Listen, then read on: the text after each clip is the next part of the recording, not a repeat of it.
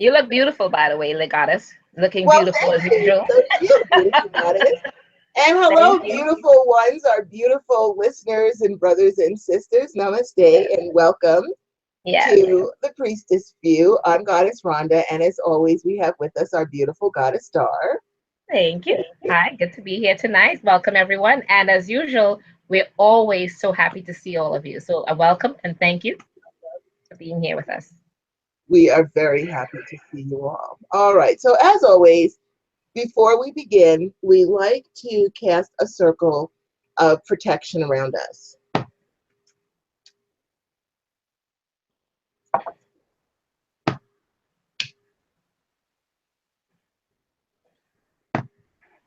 Yes, I do my laptop too. Good for you. Yeah.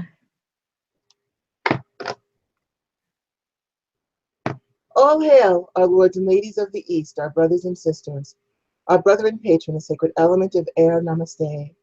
Divine honor, love, joy, peace, and respect to thee. I charge thee, please cause a barrier of protection through all of our walls that face your direction. From corner to corner and end to end, let peace and protection reign herein. Thank you. So it is, so mote it be. And so it is, and so mote it be.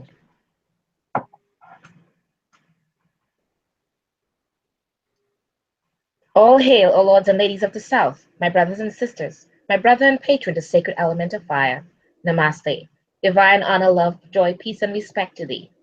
I charge you, please cause a barrier of protection through all of our walls that face your direction, from corner to corner and end to end, that peace and protection reign herein. Thank you, and so it is. So mote it be. So it is, so mote it be. All hail, our lords and ladies of the West, our brothers and sisters, our sister and patron, the sacred element of water, namaste. Divine honor, love, joy, peace, and respect to thee. We charge you, please cause a barrier of protection through all of our walls that face your direction, from corner to corner and end to end. Let peace and protection reign herein. Thank you. So it is, so might it be. So it is, and so mote it be. All hail, our lords and ladies of the North, my brothers and sisters, my sister and patron, the sacred element of earth. Namaste. Divine honor, love, joy, peace, and respect to thee. I charge you, please cause a barrier of protection through all of our walls that face your direction, from corner to corner and end to end. Let peace and protection reign herein. Thank you, and so it is, so mote it be. So it is, so might it be. And we now bring down the divine white light from the sacred source of all well-being and fill all of our spaces with peace and protection always. So it is, so mote it be. So it is, and so mote it be. All right, so we are continuing our show. Goddess Star and I were so fascinated with all of the various types of witchcraft that we've decided we're going to go through this list and finish it because Yes. we get so many awesome things that, things I've never heard of, perhaps things you've never heard of.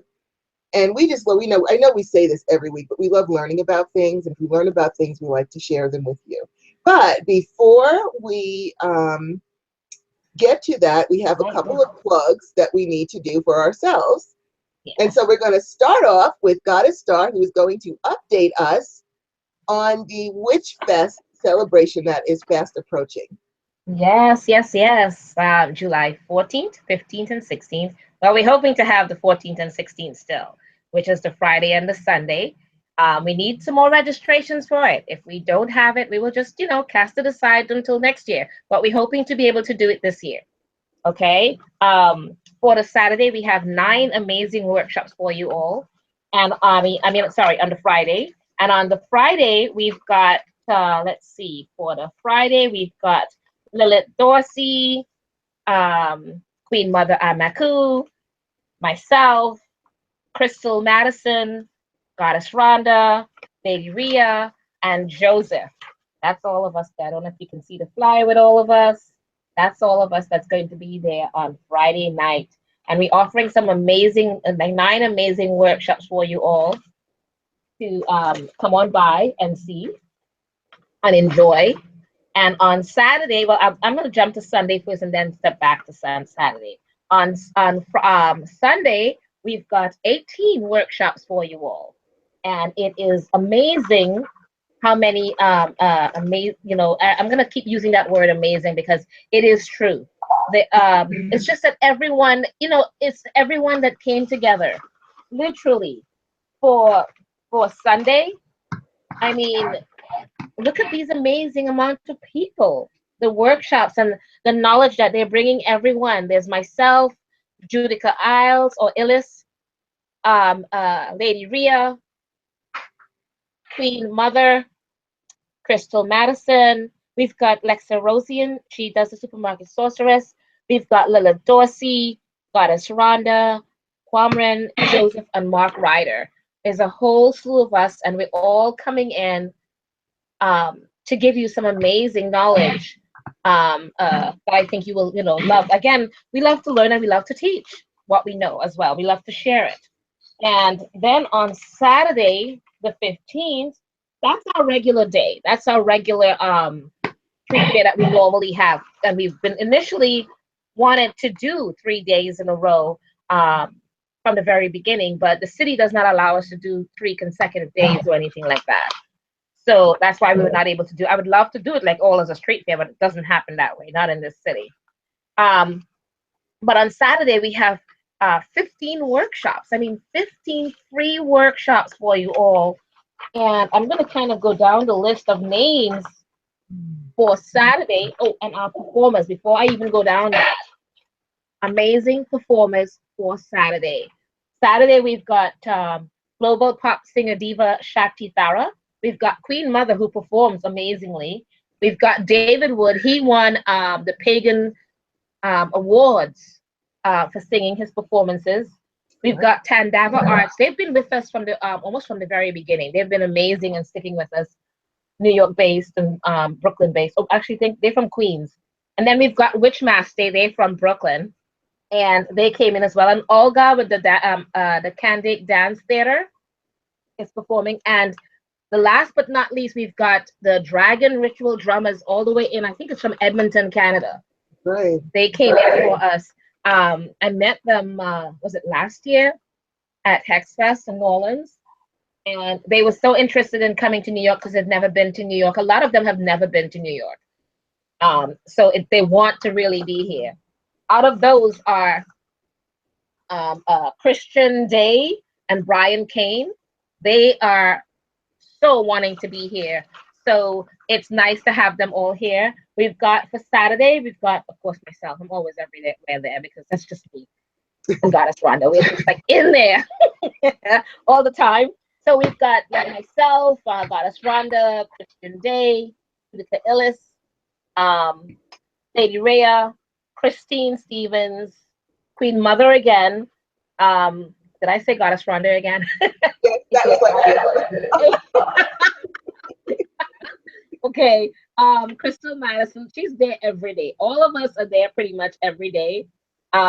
You too, Witch Doctor with the Dragon Ritual Drummers, he's coming in. He's also doing an amazing workshop as well.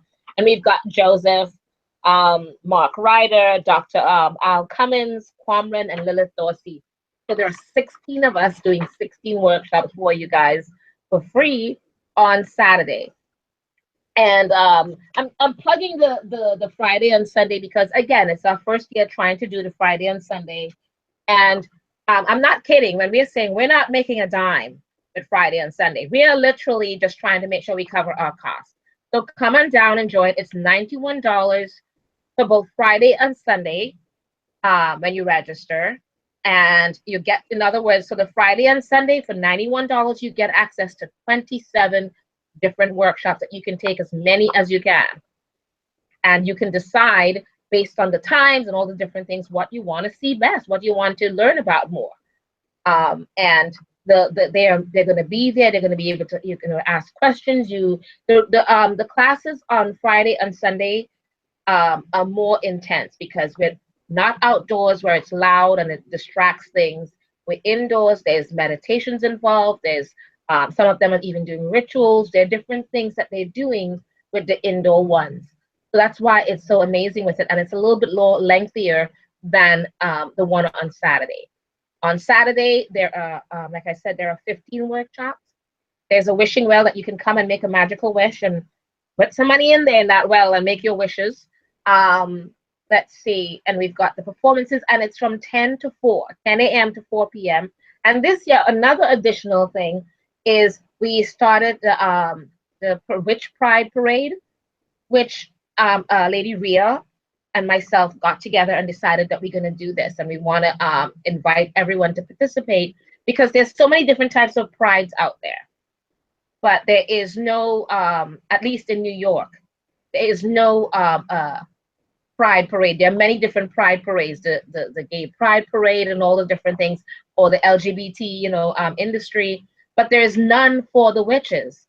So we decided to form one. So this is the first annual Witch Pride Parade, and that's going to be at 9 a.m. It's about 15 to 20 minutes in length of time, but marching down and drumming from Union Square. They're meeting at 9 a.m.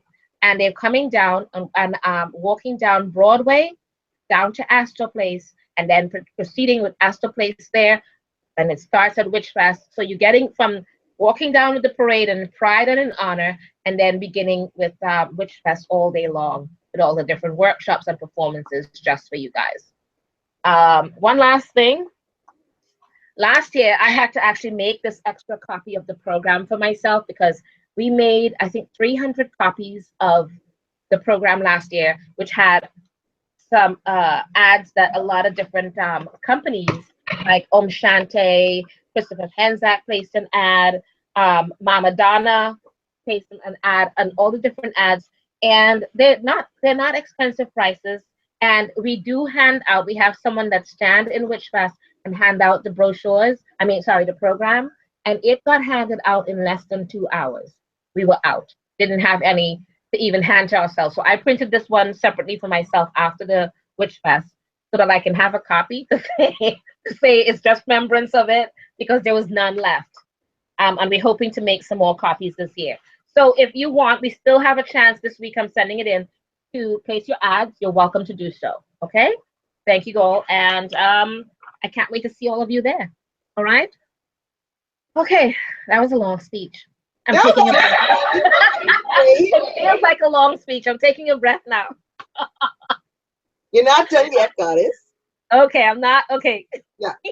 I also wanted to announce, because first, I just want to say that, Goddess Star and I, we promote a lot of people. We promote a lot of books on our show because we want to give you a wide range, and we hardly ever promote ourselves. And so we are going to start to do that because we have great things to offer too. And just recently, Goddess Star has begun her Witchy Tips YouTube series. All right, yes. Oh, thanks. And I'd like for you, Goddess Star, to talk about that. Tell them where they can subscribe to your channel, what you're talking about. Okay, now you see you and then surprise me with that one. Okay. I know I'm on YouTube. Look under Star Ravenhawk to subscribe. I will try to find that link and put it in the Priestess group. I should have put it on the thing. I didn't even think about it. Jonathan, this nice young man who is one of my students and an amazing young man. I love that word amazing. You notice I'm using it a lot today, right? Amazing. But anyways, he has been videotaping me with all of it. He's like, Star, you get out there. I want to hear you because you have so much knowledge to offer. And he said to me, I'm pushing you out there. So he comes to my home and he makes me, I videotape all these different things. He goes, pick a topic. And I go, okay, fine. And I'll just talk about it for, like 5 to 10 minutes the most. Hopefully never more than that, because I honestly don't have the time. And then he takes it, he edits it for any little thing that add things that maybe links and stuff like that people can link to me and stuff. And he put it out on YouTube for me. And he said, this is what he has assigned himself to do. Bug me, get it done, and put it out for me. So I honestly, somebody would say to me, Star, I saw your video. I'm like, what video? What are you talking about? Because again, you know me, I'm so busy with everything else. I did not realize that he put it out or he scheduled it. He did all these things for me. And I'm so grateful to him. Thank you, Jonathan. I really appreciate it very much. So please do check it out. They're not as detailed. And again, what I'm doing is anything that you wish me to speak about as a witchy tip for 5 to 10 minutes. The most I don't like to go very long. So anything that you want to have me speak about, and again, I don't profess to know everything, but I do I'm always learning, and I always advise everyone to keep learning. Goddess Rhonda and I say this all the time. So what I'm basically doing is with the witchy tips is I'm just giving my opinion. And each time I would say at the end, it's just my opinion, it's just my thoughts. If it hits home and right for you, then I'm happy. If it does not help you and it doesn't hit home, let it set it aside. Right. I prefer, that you just say, okay, that was not for me or whatever it is, and it doesn't help me, and that's okay. Everyone's entitled to their opinions, and those are just mine. And I hope it gives you some insight into different things. Or if you want me to speak about something really quickly, I'll always be happy to do so. So, like my things, I always appreciate it. Subscribe. I do appreciate that. Goddess Rhonda is an old hand at this. She's been doing this for so long, and she's been bugging me for I don't know how long. How many years now you've been telling me? Actually, I was going to point that out. Because you're like Jonathan pushed you. I have been pushing your butt now. I think for like 2 years, I've been begging you to do this. So I'm glad that Jonathan has picked up the sword and pokes you in the butt and makes you do it, because I have been begging. Yes, he does that. He does that. He literally goes, Star, I'm showing up. Tell me what time. And I'm like, okay, fine. So thanks to Jonathan, it's coming out there. And I do appreciate everything that he's doing, because it's a lot of work. I mean, I sit here and I kind of just go, okay, fine. Which topic? Okay, fine. Let's just do that. And I'm like talking randomly. So I hope it does help you guys. Everything I do, I have to say, and I agree with Goddess Rhonda with this, and I know she agrees with me. Everything we honestly do, in general, we really, and there are no malice, no malintent, no alternative reasoning, nothing. All of it is just really us wanting to share what we know. It is not glorifying ourselves or anything like that, because again, we learned so much from you, so we can't be possibly glorifying ourselves when we are learning so much from you as well. It's a shared experience, and this goes for the show. It goes for my witchy tips, for Goddess Rhonda's different videos that she does, and anything else. It's really us, and it's a lot of effort for us. You may not realize it, but our lives are, I'm not even kidding.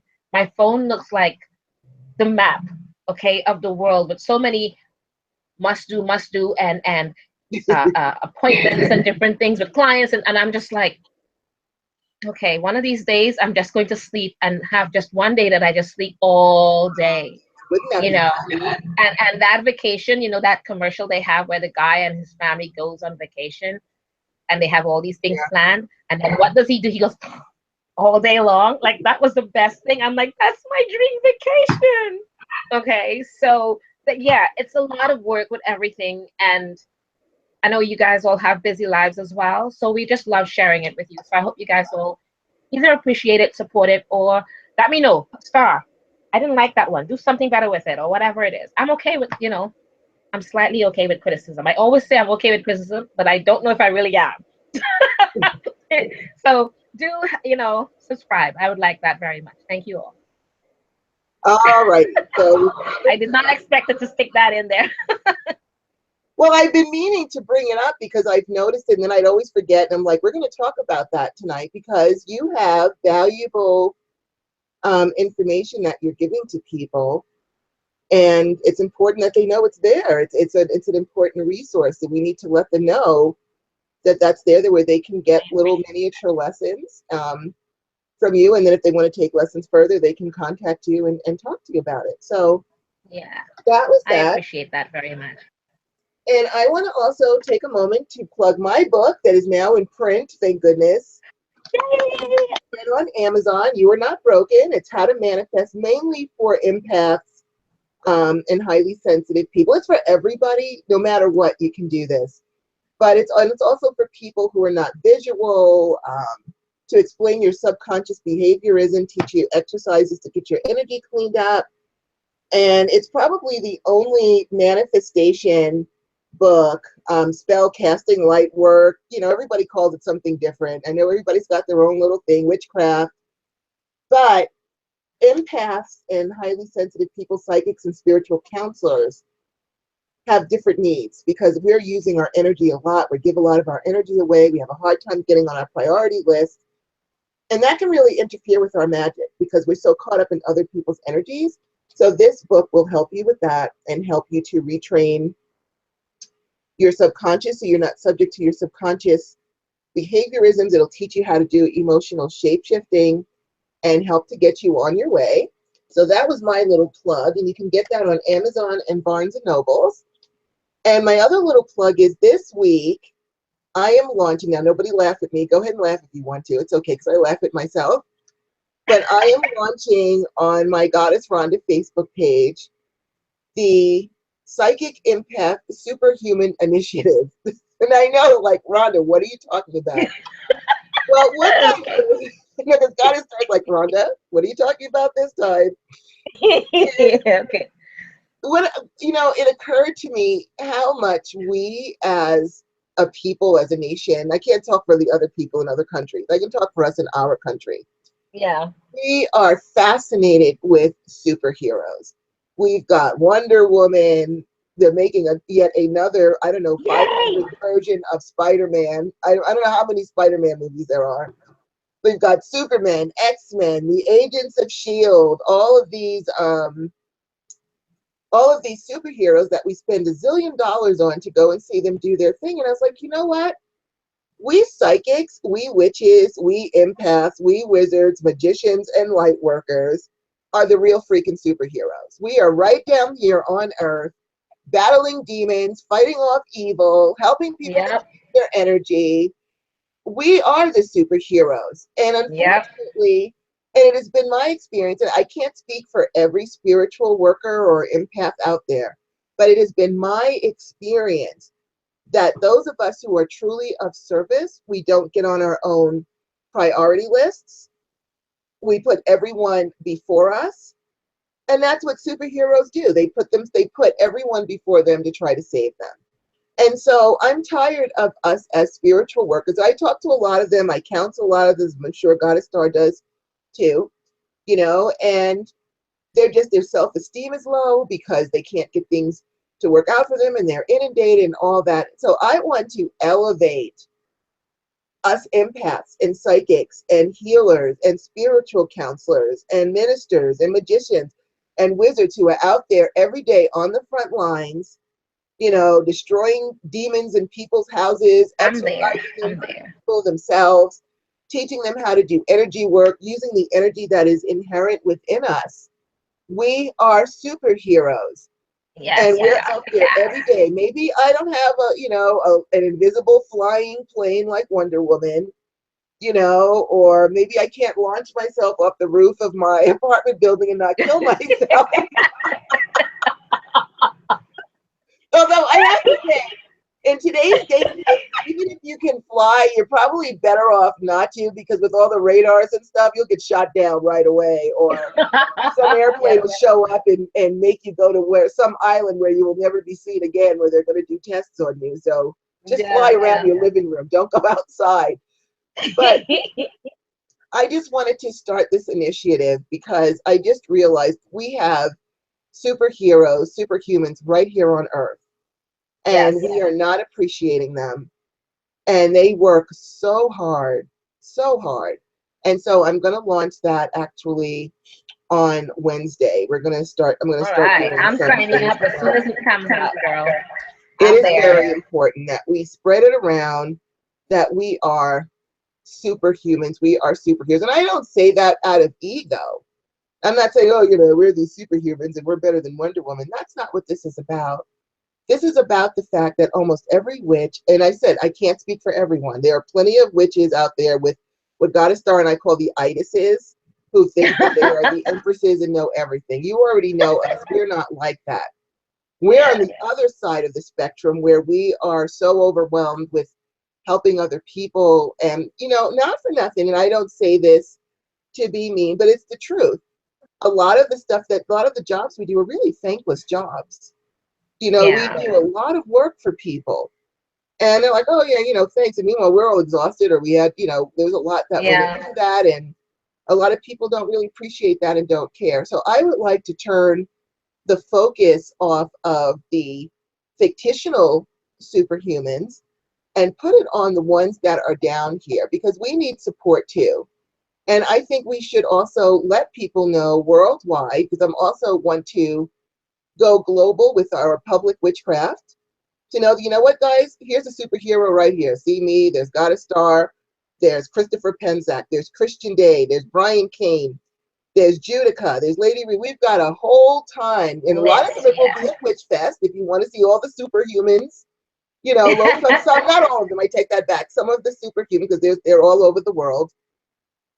We want to let you guys know we are here for you. If you need a superhero and you're under the gun and you've got some bad energy around you, or bad people, or bad luck, or whatever it is, you've got a superhero somewhere in your town, or right here, you can contact us. And to also to get you guys to appreciate yourselves. Because chances are, if you're watching our show, you're a psychic, you're an empath, you're a witch, you're a superhero yourself. Yeah. And so we're trying to also uplift you, to let you guys know that your work, your toil, your selflessness is not going ignored. Yeah. We appreciate you. God a Star and I know what goes into all this work. You know, and by the time you finish hustling for other people, you know, you've got so much. I have so much personal stuff to do. I would like to hire like 5 different kinds of maids. Yes. So I could get out from under 5 different kinds of assistants, because as always, I'm always at the bottom of the priority list. And that's my choice. I'm not complaining about it. I don't mind being of service. It's who I'm meant to be. But I want everyone to know that there's a superhero, a superhuman at their service somewhere, and to bring more attention to it. Not just, the traditional witches. I'm talking about people who call themselves light workers. They're out there. The people call themselves wizards. The people call themselves magicians. In my eyes, everybody, it's all the same to me. Setting intentions, casting spells, and all that to me is the same thing. But I know that not all of those people in those categories consider themselves a part of one unit. So I'm going to be bringing everyone, as many people as possible, into focus, all the things that we do. There is going to be a very heavy slant on empaths first, because they're the ones that really, really are really at the bottom of the rung. I talk to so many of them. And so I want to, lift them up first, and then we're also going to be bringing in everything else. So we are starting that initiative this week, and I hope that you will hope that you will join us in our psychic empath, witch, light workers, magician, wizards, superhuman initiative. Yay! I got the name. That's the thing about you, Goddess Rhonda. When I always ask you the name of something, by the time you're done, I'm like, okay, how long is that name? 3 lines? No, I know that I cannot help myself. Like, even I know, and I'm like, I know she wants to get everything. I like to get everything in, and so people are like, "What's the name of your book, Rhonda?" And I'm like, "Oh, it's You Are Not Broken: How to Retrain Your Brain, Clean Up Your Energy, and Use Emotional Shape Shifting to Raise Your Vibrations and Manifest Your Desires." They're like, "What?" And I was like, well, the reason that I do that is because when you see it in the bookstore, you'll know right away from the cover what it's about. You don't have to guess. I do the same thing. I showed you guys, I don't know where one is right now. I showed you my business cards where I put everything on my business card. I like to be, maybe it's because I'm a teacher. I just like everything to be clear so there's no questions. Anyway. I was just like, when I saw your book cover and it said the name was You're Not Broken, I'm like, okay, something's wrong here. Where's the rest of it? It's true. Waiting for the rest of the name, and then you said it. I'm like, now there you go. That's the book. That's it. Well, you know what though? At least when people look at it, they know exactly what it's about. They don't even have to look at the table of contents. It's like in your face, because this way, at least people. I just like to really be as thorough as I can. I can't help myself. I know. I can't help it. But anyway, so those are our plugs. We wanted to take some time because we never do that. We never, I will show you books from other practitioners and And we give you push their everybody out. websites and You're their right. links or have them as guests and promote them. And as usual, which is one of the reasons why I'm doing this, Goddess Star and I, where are we at the bottom? We don't even think about talking about ourselves. That And is true. so That is true. we are going to do that some more. We're going to, plug ourselves as well, because we do have really great services that we offer. If you need metaphysical supplies, Goddess Star has charmbystar.com. You can get freaking anything. I mean, you name it. She's got everything on there. You don't have to worry about, oh, I have to look at this site. Oh, they don't have it. Oh, I got to, do a million Google searches. You can go right to her website and order your altar cloths, candles, incense. And Nate will tell you. Nate has been one of my customers, and he's always there at our show, and he said how much he loved everything. They have I a am lot of sorry beautiful, beautiful things. And so we just wanted to do that, take a little time for ourselves to promote, some of the things that we have going on. And we're going to be sure. I mean, today was a big, lengthy promotion because we never talk about ourselves. We had a lot to say at once. But we will, each week do something to promote ourselves also. And again, as Goddess Star was saying, for her witchy tips, if you want us to talk about something on the show, you can contact us or let us know, and we will talk about it. So with all of that said, I think we covered everything. Did you have anything else you wanted to? Two more little things. Okay, go ahead. So you guys know, in backing up what Goddess Rhonda said about we always leave ourselves low on the prong. From the very beginning, we've had people in the groups, and I don't know why it's going back. I'm hearing myself double talking, but I apologize for that. It's not our fault. We can't help you too. But anyways, from the very beginning, we've had people in the group saying, Goddess Star and Rhonda, I want to hear about you guys. And we've been saying, we're going to do it. We're going to do it. We're going to do it. And every time we promote everybody else, we do everything else. And she's right. And we have a tendency to go, oh, we should have done that. They asked us about us, but we forgot to do it. Like, how did you guys meet? How did you do whatever? And we always forget. So sorry. We'll get to it. We will. I promise. Yes, and the other thing is, it's very selfish of me right now. Remember that bottle of wine I'm always telling you guys about? I am so not liking you guys right now for that. Girl, no. I don't know what happened. This was a wine that nobody used to buy, okay? And the $4.99, my best wine. And I don't know what happened. Remember the last few times I told you I go there, and now it's hardly any of my wines. It's always people. It's gotten so popular. And I'm saying, the only time I mentioned it was here on this show. Did you guys go and make my wine all disappear? Because now it's been 3 weeks now and I don't have my wine. They don't have any and they're trying to get it in.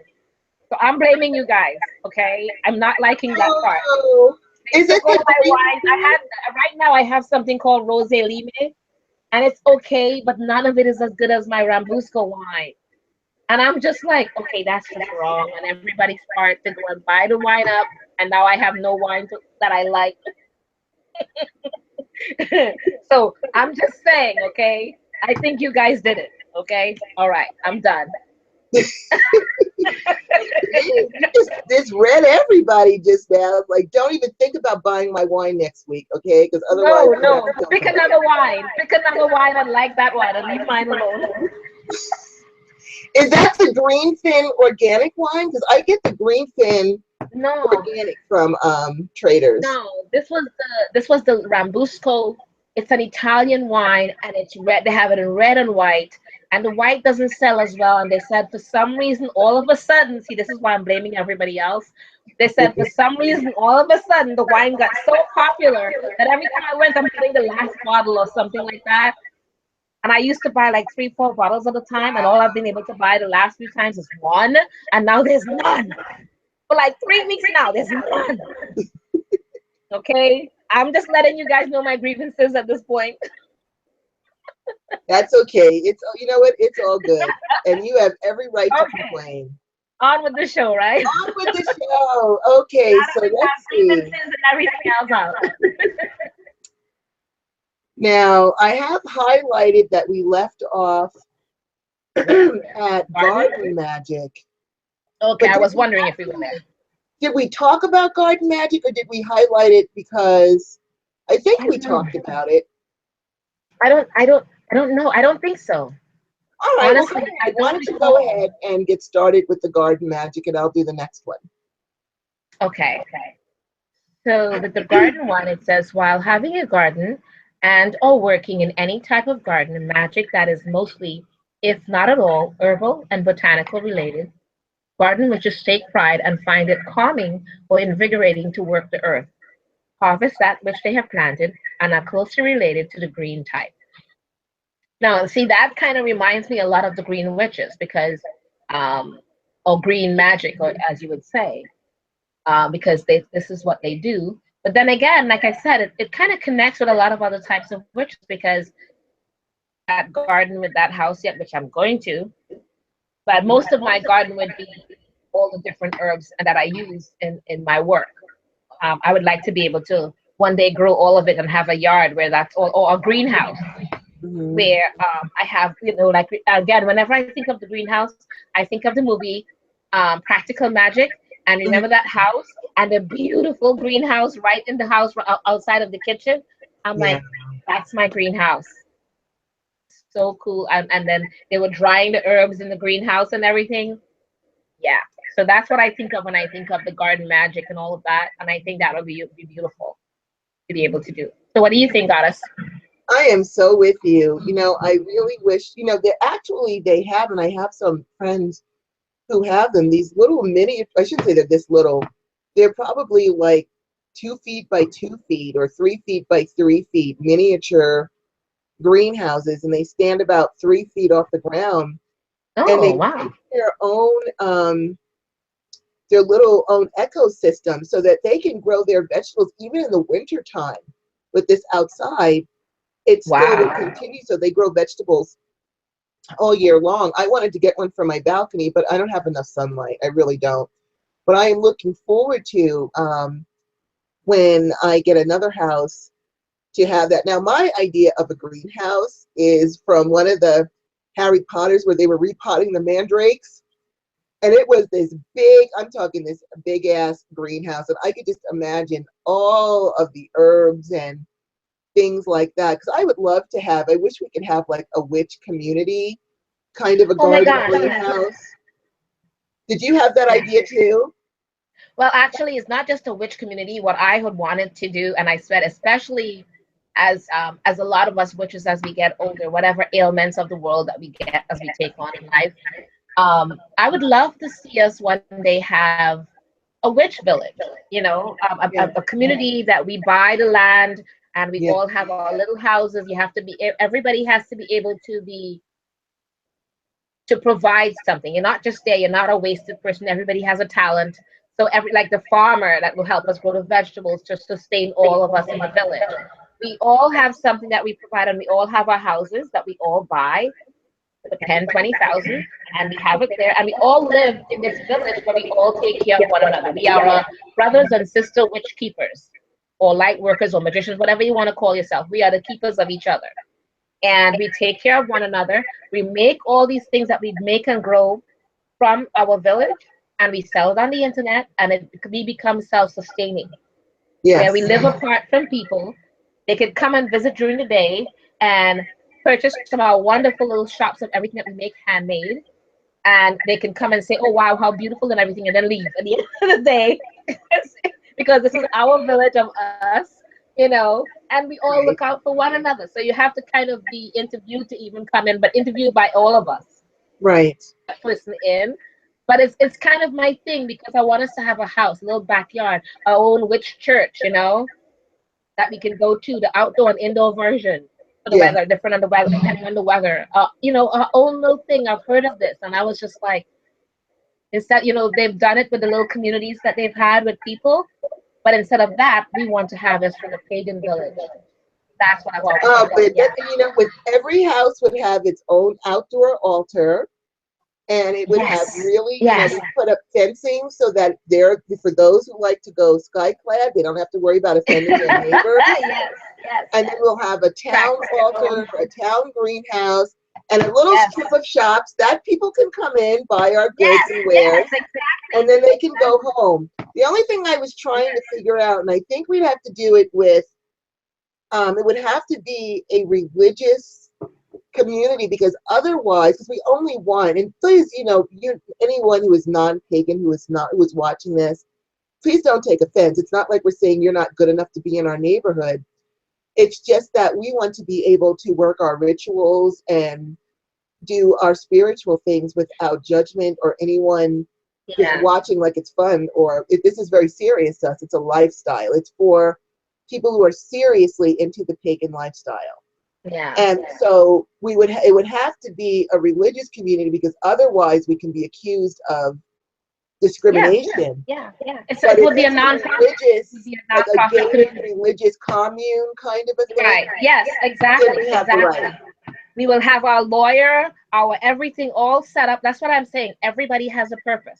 Everybody has a talent. And so that talent and that purpose becomes part of the village. All of it. And it becomes a self-sustaining village, with all of us surviving and thriving in a nice way. We're not super rich or anything like that, but we all living comfortably and healthy and happy in our lifestyles, and able to practice without judgment and all of that. And I mean, other people have formed communities like that, and they have formed rules and regulations and all the different things, and they've actually thrived and survived since the 1960s. They've been doing this.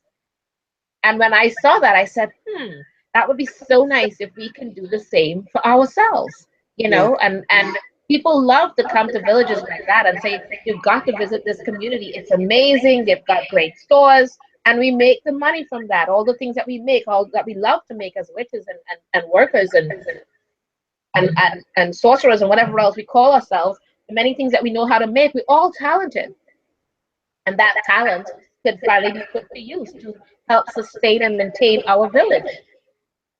I would love that. That would be so awesome. That's my thing, yeah.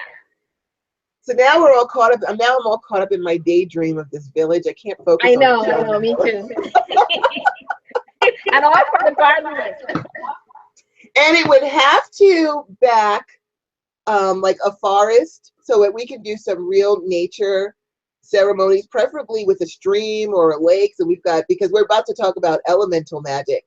So that would be great if the community that we came up with also had a little river or a little stream or a lake and trees and things like that, so we can do a lot of work that way. That's one of the dreams. And as an extra added incentive, we're going to have our own bank, and the people who work in the bank are going to be adept at prosperity magic, so that they cast magic spells, prosperity spells on our money that's in there, so that it keeps growing. And so it's going to be a very way cool community once we get it rolling. And of course, we'll have our own Hogwarts type of school for the kids. Yeah, why not? And things like that. So that's something, that's a big dream, and it can happen. Yeah. So I'm sure it's not a fantasy when you think about it, because all the other communes or villages that people have formed since 1960s, it was a dream at first, and they all put it together, and there have been many of them over the years. So I don't see why we as a people cannot do it, and make it feasible. Okay. Right. All right. So next up, we have the elemental magic, that is work by honoring and acknowledging the 4 or 5 elements, which that's Western, because Eastern, there's more. They also look at metal, wood, and stone.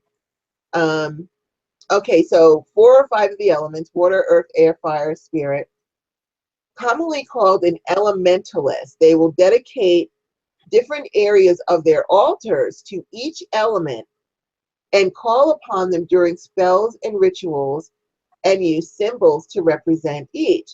So just looking at this, because I think that we, as at least all the witches that I know, do incorporate the elements into their magic. It would appear in reading this that an elementalist, which I've never heard that word before, I'm happy to learn that word. I guess to them the elements are their deity, and so they have dedicated different areas of their altar. And if they're going to work with whatever water represents to them, because it can represent different things to different people, or whatever earth represents to them, or whatever air, and then they'll do the magic based on that element that they happen to be calling upon. Because, you know, the elements are an energy. When we feel the energy of the earth, the spirit of the earth, we feel that. We work with those spirits that are contained within the elements. I think, you know, at least I can, like I said, I can only talk about for the witches that I know, that I have spoken with or communed with, where we bring in, you know, the elements into all of our magic. Like at the beginning of the show, Goddess Star and I, we set up our circle, you know, with the elements, but it would appear that the elementalist works mainly with those elements and recognizes them probably almost as deity, or at least conscious beings or conscious energy that will help them within their works. And if you think about it, you know, at all of these elements, and again, the elements can mean different things to different spiritualities, but I know like water in our spirituality, at least my spirituality, water represents healing, it represents balancing emotions. It can either clear the way, because you think of a tidal wave that can come in and knock everything out, or a hurricane, or you think of the nice calm seas where you're feeling all zen and listening to the ocean. There's a lot that you could do with water. You know, air is wisdom and travel, communication. The earth to ground for riches, because all of our riches technically come from the earth. Gold, silver, gemstones, all Yeah. that stuff, you know, comes from the earth. With that, fire for energy, protection. I personally like to, I call it a fire bath, where I look at a candle flame and I shrink myself down and step into the flame and I cleanse myself with that. I do that a lot, and it's probably because I'm so watery as a Pisces. I mean, I'm just all water. I'm a Pisces. Rhonda means river. My middle name Lynn means waterfall. I'm a Japanese water tiger. I mean, there's just water all over me, and so fire balances me out. And so I have a lot of candles burning around me all the time. If you really think about it, if you wanted to just work strictly with elements, you can really do a lot with that.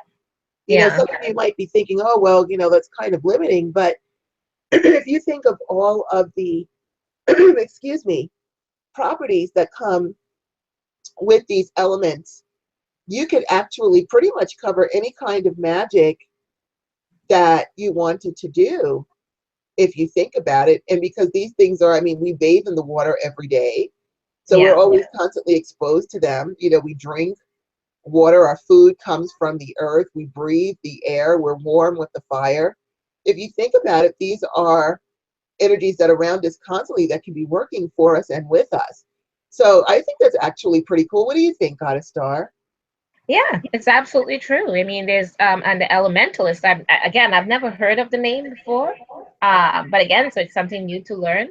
But that's interesting. It's not limiting because you're exposed to all of the elements, or the elementals rather, is what they're talking about. Not the elements, but the elementals. So they basically they're working with like the undines, or the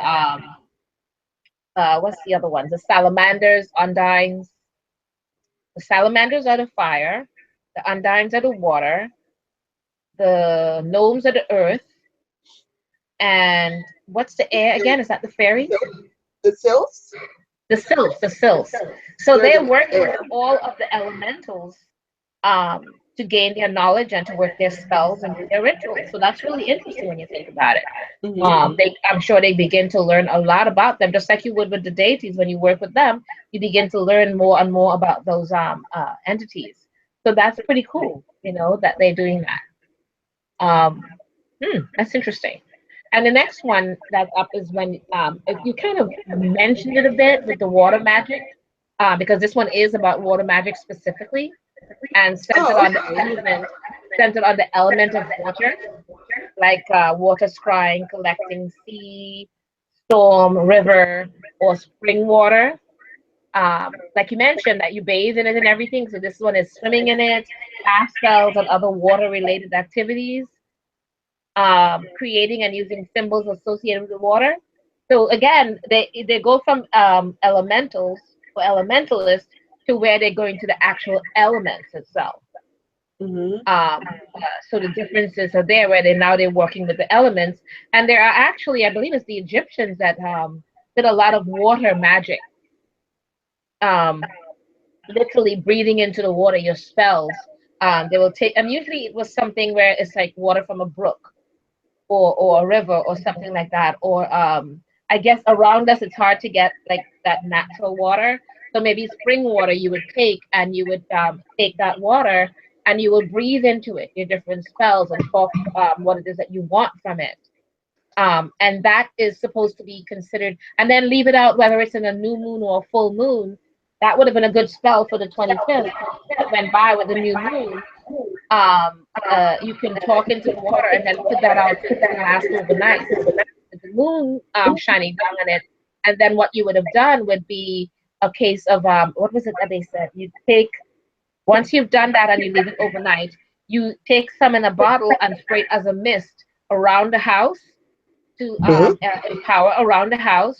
Then you would sprinkle some on yourself, and then the rest of it you take it and you ingest it by drinking that.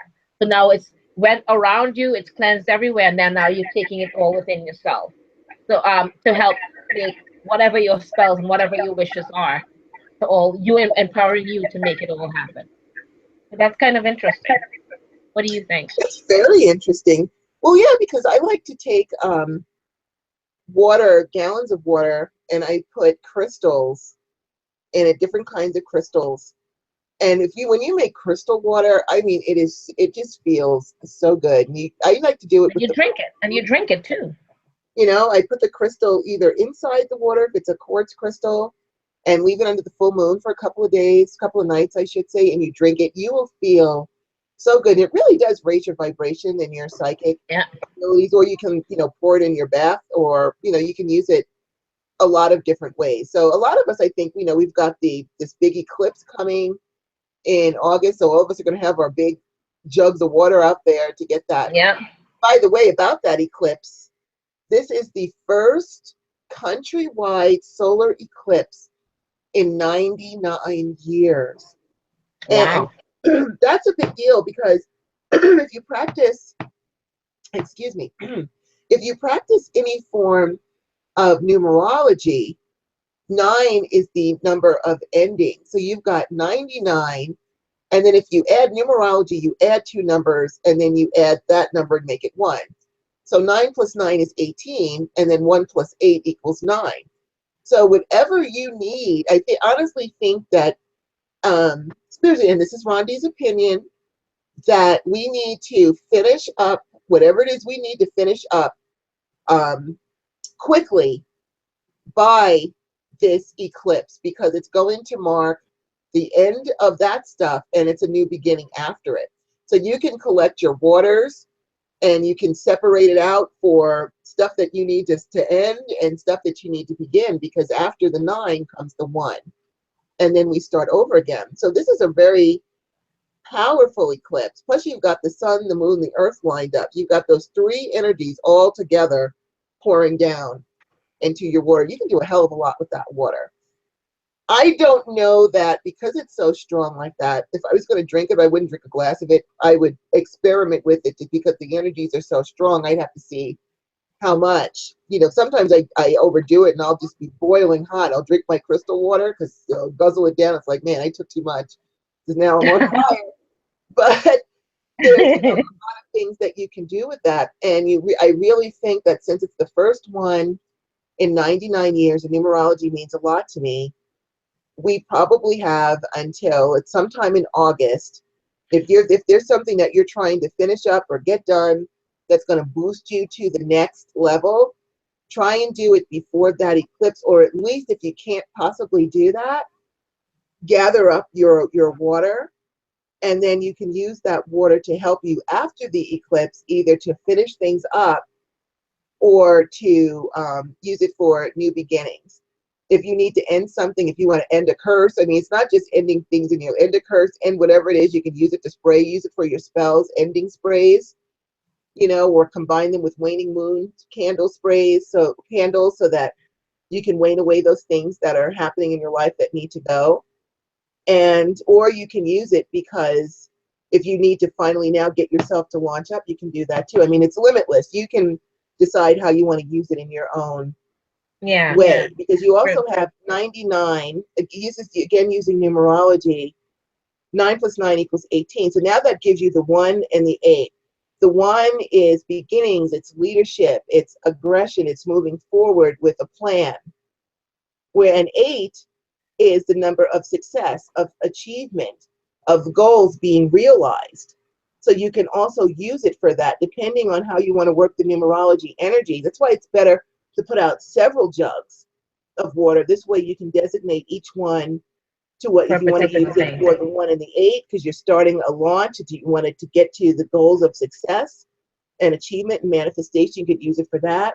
If you want to use the 99 water, where that's just going to get rid of all those things that need to go. I mean, there's a lot you can do with the water. So there is a lot. And again, it might seem like, oh, well, water magic seems really limiting. Well, it's not. If you think about all of the things that water can do, you can start a whole tradition just based on water. And there are sea witches out there and water witches out there. You know what it reminds me of? It reminds me of Gotta Star, that movie, The Last Airbender. Do you remember that movie? And it had like a kid. The kid was, he could do everything. But the rest of the land was, you know, they had the fire people that did their fire magic, and they had the air people, the earth people, and the water people. And then they had this one little kid that mastered all of them, that he could do all of them. He was called the Last Airbender. But I just wanted to say that, you know, don't feel like, well, if I just work with one element, I'm limited. You're not. In fact, especially if you're a newbie, it might behoove you to work with one element, get to know that element, really become an adept at it, and then move on, so that by the time you're finished, you do have mastery of all of the elements. And so there's a good book for that too. Scott Cunningham has a book. I want to say it's called Earth Magic. He does. He has one for one for each element. Does he have one for each element? Yeah. He wrote a book for each of the elements. There's earth magic, water magic, all of them. He has it for each of the elements. I haven't seen those in a long time, but I do have them. Yeah, I have them around here somewhere. Yeah, but he did write it. And one of the things I wanted to add to all of what you said about the water and the crystals, one of the crystals that you guys can use with the water magic is an amethyst. If you put it, whether it doesn't matter the size of the amethyst, into, and try to use one that's raw, not smoothened. That's usually better. And put it in it. And if you can use that for protection a lot. I used to use when I do readings with people. If I do, like, say I'm at a Witchfest, or especially at a nightclub when I used to work at Webster Hall, I would have the giant amethyst next to me while I was doing readings for people, because of the kind of atmosphere I was in. And if you wanted to, you can put an amethyst inside of water, leave it for a couple of nights, especially in the moon, whether it's the full moon or the new moon, and ingest it. Drink that water, and it will literally seep into your entire body. It not only empowers you, but it protects the entire body from inside out, coming out through your pores and everything. So it's meant to do a complete body protection. So, you know, that's something that works really well, whether you for different crystals and water. That's also part of the whole water magic part. So they read up about the different stones and what they can do, and then utilize that stone with the water and go with it from there. But not all stones, don't forget. That's why I'm saying read up on it too, because not all crystals can be used in water. Some of them would melt, like selenite would melt. So, and that means it's not healthy for you to do that one. But ones like the quartz crystal and rose quartz and the amethyst, those are great for water magic. And with the rose quartz, as I was realizing as I'm saying it now, that's another good one to ingest for self-love. You know, when you're doing the rose quartz, and again, I know people mostly have like the tumbled stones instead.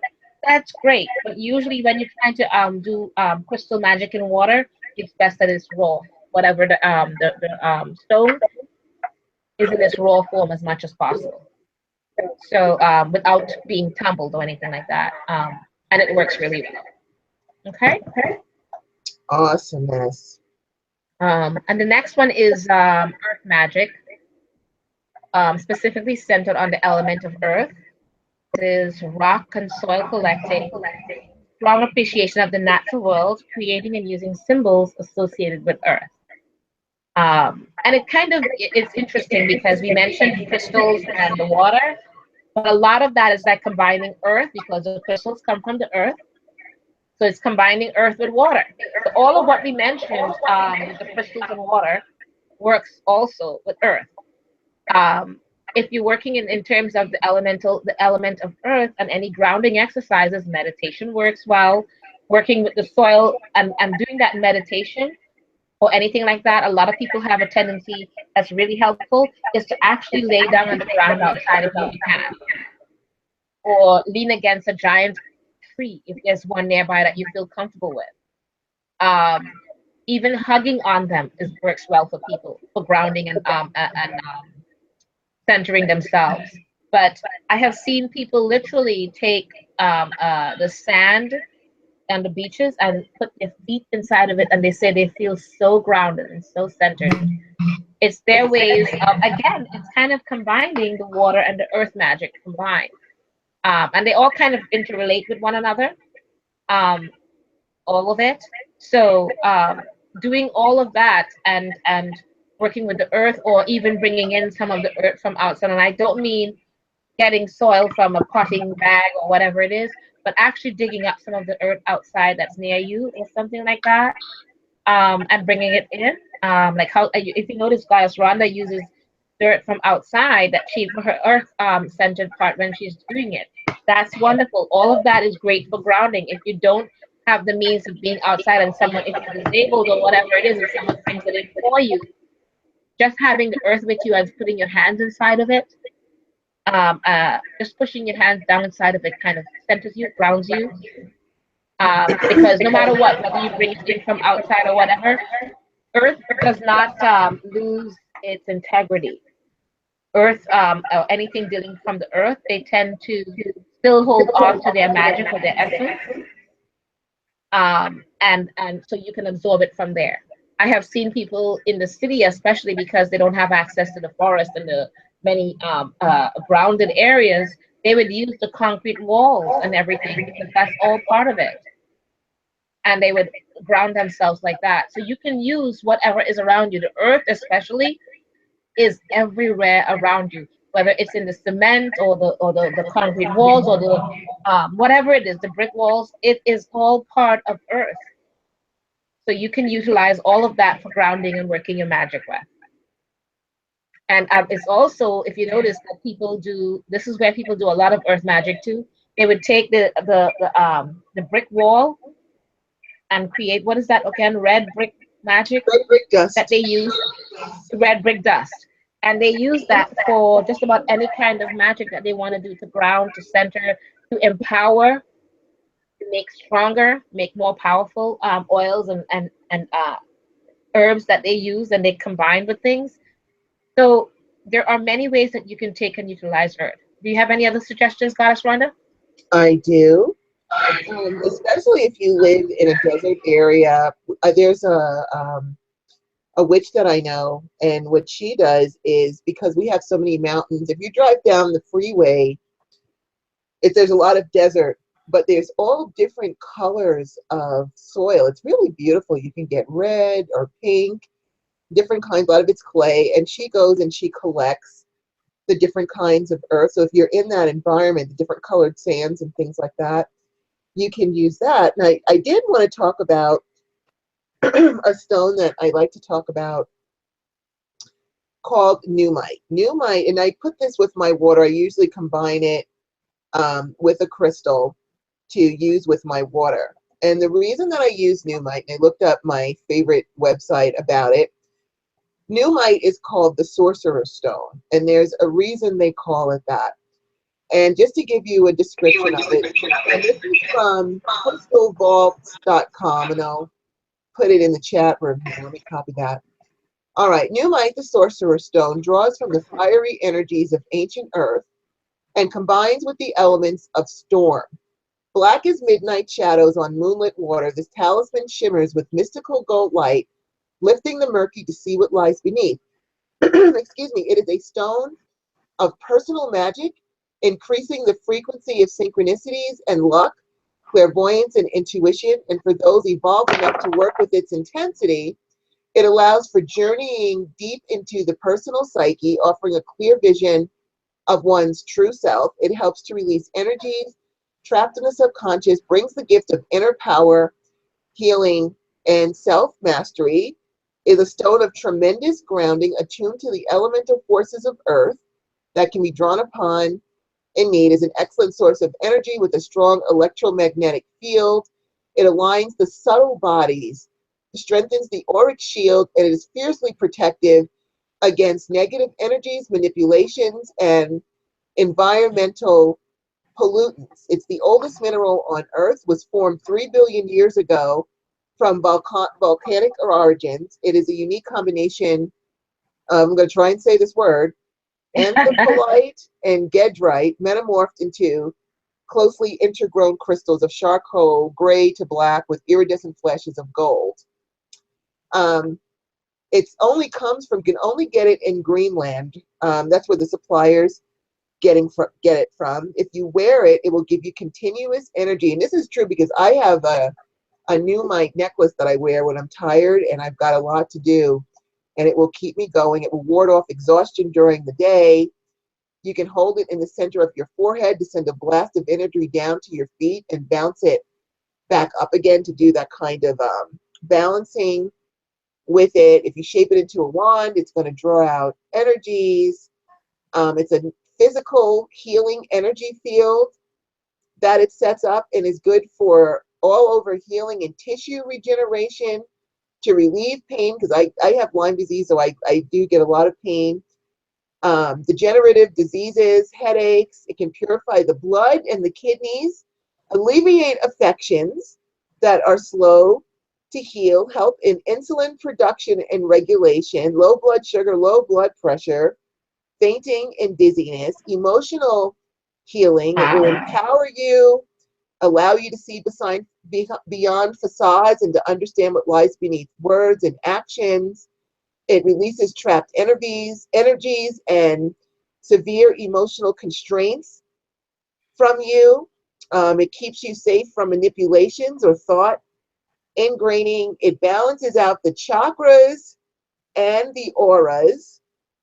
It hooks you more into the spiritual realm and stimulates psychic experience, clairvoyance, and intuition. You can meditate on it for self-discovery, use it for divination, and it also falls under the realm of the angelic realm.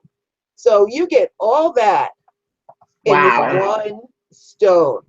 And I got lucky. I had gone on eBay and there was a seller who was trying to get rid of them. So I got a bunch of them for really cheap.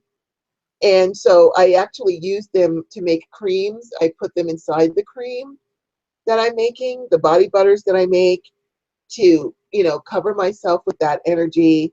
I wear it. I put it with water. This stone has really, really helped me. And it's really not that expensive. Now, there is the gem quality ones are really expensive. I mean, they're really expensive. But you can get these. I don't know how well you can see the flashes of gold, and it's probably hard to see it here. But you can get these. Maybe you pay maybe $5-10 for it if you go on eBay. And if you make jewelry, you can turn it into a piece of jewelry that you can wear. So I always say that every practitioner needs one of these stones. I also have them in wand form. I use it with my Reiki healing that I do on people, and to help to balance themselves out, body, mind, and spirit.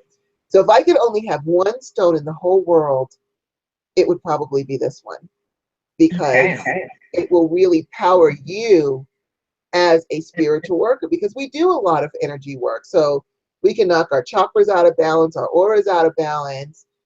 This will help to keep you. And I'll tell you, I have been exhausted and had to do healing work on people, and I'll wear my necklace and I'm good to go for the day. It will just keep me rolling. Re-energizing.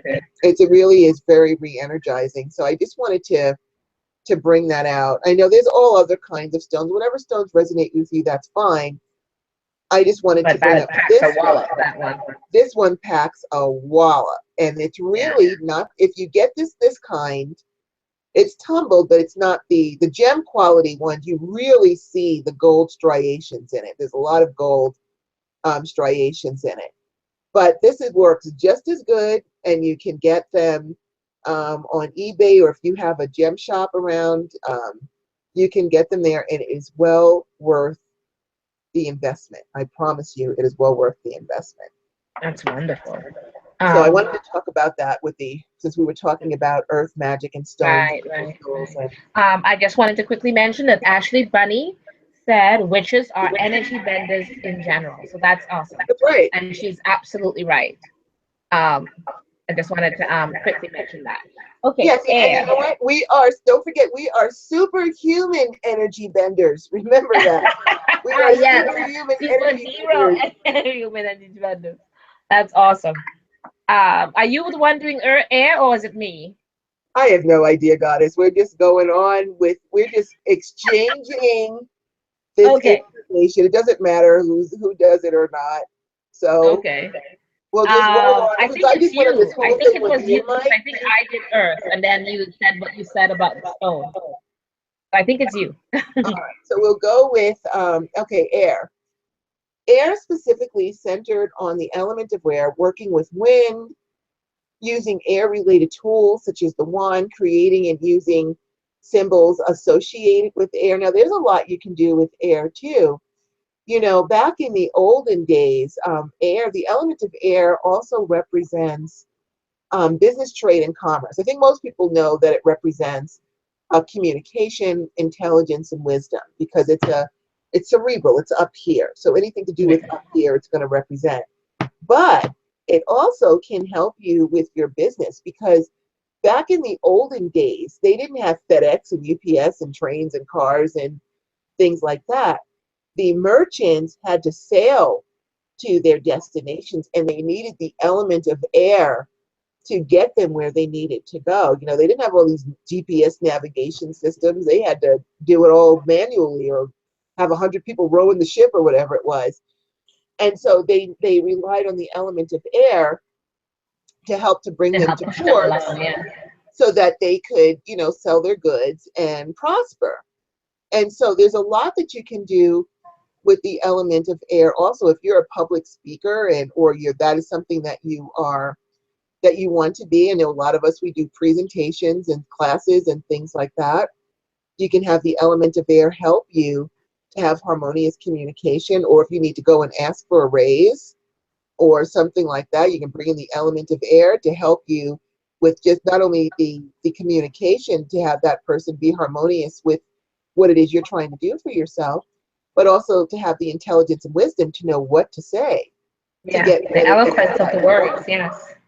Exactly. So, I mean, the element of air is a very powerful element to work with, especially in business teaching. If you're a lawyer and you've got to get out in court and talk to, you know, the jury and the judge, using the element of air to convey what you're trying to say in a way that everyone clearly understands and gets your point. You know, it's a force to be reckoned with. If you're a teacher, anything to do with speaking, if you're a business person, to help to bring people or blow people that are going to buy your stuff your way, or blow away any adverse energies that are out there. It's a very powerful element to work with, and you really can do a lot with it. You can do a lot with the element of air. And so, again, the people that only work with one specific element, they really are not limited, because, you know, you're only as limited as your mind, you know, can expand. If your mind is like, well, I can only do this with the element of air, well, then that's all you can do. But if you really think outside of the box and all the things that you can do with it, especially if you are doing a resume or you're trying to get a job, you know, knowing the right thing to say, making sure the element of air gets that message to where it needs to be, to the right person who's going to get you that job or do whatever it is that you're trying to do for yourself. There's a lot you can do with that. And so I personally, I love the element of air. And if you think about it, air also contains a lot of life force energy, because if we didn't have it, we wouldn't be here. We have to breathe air. Air supports us on a daily basis, minute by minute, second by second. Every breath we take, we are supported by the element of air. The element of air keeps us alive. And so even if you're trying to lose weight, the element of air will burn calories. I mean, there's so many things you can do, because oxygen will burn calories, and actually helps with Lyme disease because it destroys the spirochetes. Oxygen destroys the spirochetes. So doing aerobic exercises helps to get rid of those things too. So there's so many things that you can do with the element of air that you would not be limited if you decided that you only wanted to work with the element of air, or you're an air sign and you want to get to know your patron element. You could be unstoppable just using that one element. You could be unstoppable. And I did find those books. I hope I didn't click out of it. I think I did. No, I didn't. There's Earth Power. That's the one I was thinking of, with Scott Cunningham. And then he also has Earth, Air, Fire, and Water, which you can also get if you want to start looking into the elements and working with the elements. I'm sure he's not the only one. I'm sure there are plenty of other books out there with the elements. So, it's something for you to bone up on if it's not something that you're that familiar with. I'm sure as a witch you use the elements in some kind of a way, but if you want to take it to the next level, there is a lot of information out there that you can use to really get to know the elements and really work with them. What do you think about that, Goddess Star? Absolutely. And then think about it in the terms of your spell work. There's so much you can do that Goddess Rhonda mentioned. And additionally, remember, again, I relate to movies a lot. Think of the movie again, Practical Magic. And remember when she did her spell as a little girl, and she did with one eyes, and then she took it at the end and she blew it at it and she let it out into the air. So she sent it out into the universe. And we do that all the time with different things that we do. When air takes it up for us and sends it out into the universe, we allow a bigger being, a bigger sentient being to be able to take root and empower whatever our spells are going to do and come back, because we know it's beyond us with certain things that we want to achieve. So that whole thing, I love that, that whole, when you saw her do the spell and she blew at it and you send it out to the end. There's a lot of spells that you can do. You hold it in your hand, whatever it is, with the herbs or the flowers, and you hold it in your hand, you say the spell, you shake it up, and you blow it out into the air. As you feel it blow right to the tip of your fingers and let it out. Mm-hmm. And that spell goes up.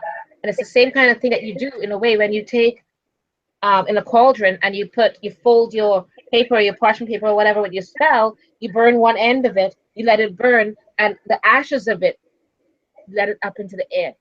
That's a lot. You're utilizing all of the magic, fire, air, everything all at once. They're all kind of interwoven.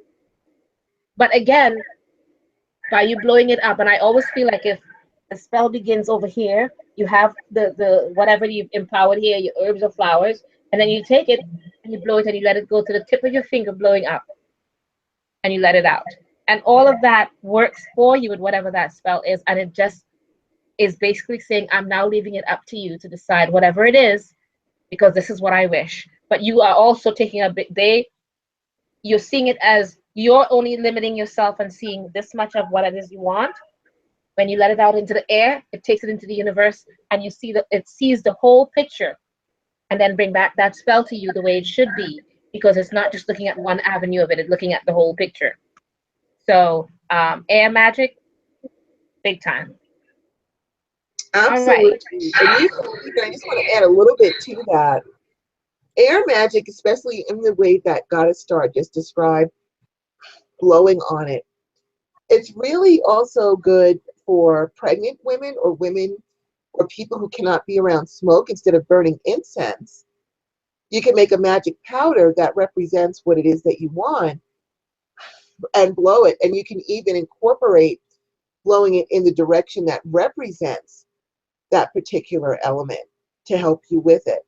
And so, you know, you can do all kinds of things with that. If you can't be around, because not everyone can be around smoke. I know we as witches, I love incense. I burn so much incense. Yeah, I inhale the thing. You know, I burn a lot of it, but not everyone can be around smoke. There are people who are allergic to smoke, or Yeah. they're pregnant and they don't want to be around any kind of smoke, or it irritates their sinuses or whatever. You can, instead of making the actual incense or burning it on a block, you can make it into a wishing powder and put it in your hand and make your put your intentions into it, and you can blow it into the direction of whatever element that it is that you're trying to work with. Or if you want to just work with the direction of the element of air, you can blow it to the east, and that's Western. You know, Eastern it might be different, or depending on what your tradition is. So I Yeah, just wanted to add that in there, that if you cannot be around smoke or incense smoke, then by all that means works. you can use Yeah, that instead. It works beautifully. yeah. Okay. The next one is Flora magic. Much like a green or garden witch, those who work majorly with floral materials and flowers in their practice and in their spell work. Their grimoire may be heavily associated with flowers rather than herbs, and likewise, one might use flower properties in spell or craft work. Now, for this one, it seems like they just work with mostly the flowers and not herbs or anything else. But in my head, yes, the like the lavender herbs and all of that that you have, and the vervain and all of that, those are all the herbs. But to me, they all kind of relate similarly, because as if we would take rosebuds or jasmine flowers and all of that, and we ground it up into the herbs and everything else. So to me, I work with flower essences all the time. I would actually take, depending um, on how I'm using it, because I have used the, say, like rose petals, freshly taken, that I would buy the organic ones from Trader Joe's, and I would take it, and I have these lotions that I make for my skin or for my hands, and it creates, without any oils or anything inside of it. I would place the dried flowers in it. I would dry it and I would place it in the lotion and leave it overnight. And by the next day, you open it up and it's just the smell of all the rose petals, whatever else flowers that I have put into it. It has taken on the complete aroma of it, and all the essences of it comes out in the lotion. And I just use that. That's all I'm using. And people are always complimenting me on it and saying, "What is that smell?" And I'm saying, "Well, I don't know which one." But with me, I don't know which one, because I have so many different types of herbs and oils on my body with different things, from shampoo and conditioner and everything else. But with the hand lotion, that's from the actual rose petals. So you can take and use that, whether you're using it in your, again, you can ground up the same flowers into the dried flowers into a spell casting mixture that you're going to do, whether for burning as incense or your oil or whatever it is. So you can work with a lot of it for all types of magic. You can even also, along as well as putting it in to incense and oils or incense to burn, oils to wear on your body, or to anoint yourself with. So take it and ingest it, because a lot of people drink lavender tea, chamomile tea, jasmine tea, all these different things. And if you're working it for a particular spell, like say for instance for self-love, you will make a mixture of lavender, jasmine, and rosebuds, and you take that and you're drinking that as a tea. You can also take it, steep that same tea, and spritz it as a self-love spray and other things, and you can add it to an oil. All of that for self-love or to bring love into your life of different types. So there are lots of flower essences that work well for all sorts of your different magic. Do you want to add anything to that? Yeah, actually, I do. The tea that I'm a big flower tea potion type of person. And so tonight I made one of my favorite drinks, which is I heat up chocolate cashew milk, and I have this tea. It's called China Rose Tea, and it's got the tea with the rose petals mixed in. And so my drink takes on the chocolate the roses, the tea. It is so, first of all, I only think that goddesses should be allowed to drink it. I don't think that mortals are worthy of drinking this because it just tastes so good. Thankfully, I'm a goddess, so I can drink it, but mortal man should not be drinking this. It's too good for mortals. Of course, I consider all of you, of course, gods and goddesses. But I love drinking hibiscus tea. I love lavender tea. Be careful though with it because it's very relaxing. And I made this big cup of lavender tea, and I was like knocked out, and I wasn't expecting that. I was knocked out. And You so know like why? Because it soothes you. The it's lavender is very supposed to soothing, soothe the very especially your soothing. head area, so that you can get over headaches and Mhm. things like that. So when you take too much of it, Yeah, yes, it will knock you out. I was knocked out.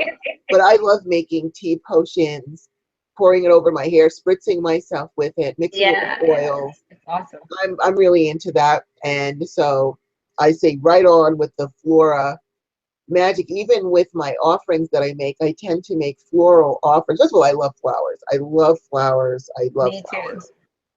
And so I typically make floral offerings and then dry the flowers, and then I create an incense out of them or a powder out of them. I grind them up and use the, so if I'm casting a spell and bringing a deity and making an offering with those flowers, I let them dry out, and then I create the incense with them or an oil with them that I can continue to utilize that energy.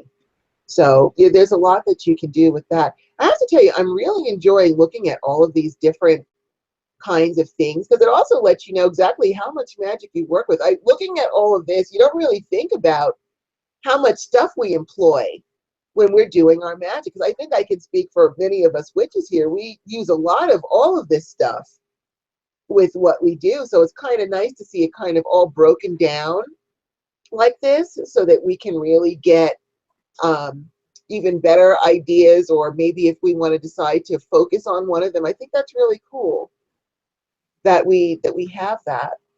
So that was Flora. We didn't talk about fire, so just very quickly, I think all of us here pretty much do candle magic and work with fire. I told you I will gaze at a flame and shrink myself down and step into it and just let that flame burn all the crap off of me and get back out of it. That will help me a lot. And one of the things I love about fire is that fire is what I call a partner kind of an energy. It partners because fire needs air in order to exist. So that automatically means it needs a partner. It's a support. So if you are, a lot of us witches and empaths, we lead, even though we may talk to a lot of people, we actually lead very lonely, isolated lives. And so if you need something to partner with you in your magic, fire represents partnership. Even when you figure taking a bath or washing the dishes, you've got the hot water going, but then you're adding cold water to it to level out the temperature. So now you're combining fire, water, and cold, or the other, the temperature. So it is a partnership element. And because a lot of us, again, are solitary or don't have a lot of friends or people we can talk to, if you needed a partner for magic, fire is a partner element because it needs a partner in order for it to exist itself. So it will partner with you also to help you to do what you want to do, and brings in the element of air as well. So whenever I address fire, I will just say, I appreciate you, dear sacred element of fire, fueled by the element of air. So I always acknowledge the element of air with the element of fire because that's like half of the equation. And Yeah, so I one just fuels wanted the to, other. exactly. So I just wanted to kind of touch on fire for a second because I think most of us here probably do some form of fire magic or candle magic or something that we do. Even with, like when I get in the shower, I address both the fire, hot and cold working together in harmony, the Oh, hot great. water and the cold water working together in harmony to balance me out with the hot and the cold and balance out my energies and my Yeah, chakras and my aura and things like that. So I just wanted to throw that out there Yeah, I'm Really glad you quick. did because I think it was me. I skipped it over by accident. I didn't No, even that's see okay. it. But I'm glad. Did you mention all of it? The bonfires, the candles, the burning, all of No, of course not. I did not. So we've also got that? it. Also, you can use bonfires, candles, burning objects. I do a lot of ash burning. And basically what that is I have a piece of paper. If you do ceremony with me online, when we burn things off of ourselves, and you can customize it, but basically it says, with the sacred elements of fire, I burn away from myself all adverse blockages, unbalanced energies, curses, hexes, negative entities, that which does not belong, that which impedes my prosperity, that which impedes my peace, that which impedes my free will, that which impedes my progress, and all things adverse to me. And I send them out into the light to be healed and resolved. And then I send whatever any remaining adverse energies in the ashes and smoke, I also send into the light to get rid of those and restore my divine peace, strength, good health, free will, and the optimum flow of divine balanced energy. So you take that paper, and I have a video for it. It's how to burn away hexes, curses, and other dastardly energies if you want to look for it. And I burn the paper, and I'll say the words, and then you can actually read. There's pictures, there's initials, there's letters that you can actually read the ashes and see what's going on. So you can do things like that. You can also burn adverse energies away from your home. You can put your address instead of saying, I burn away from myself. I can put, I burn away from my apartment, and put the address down.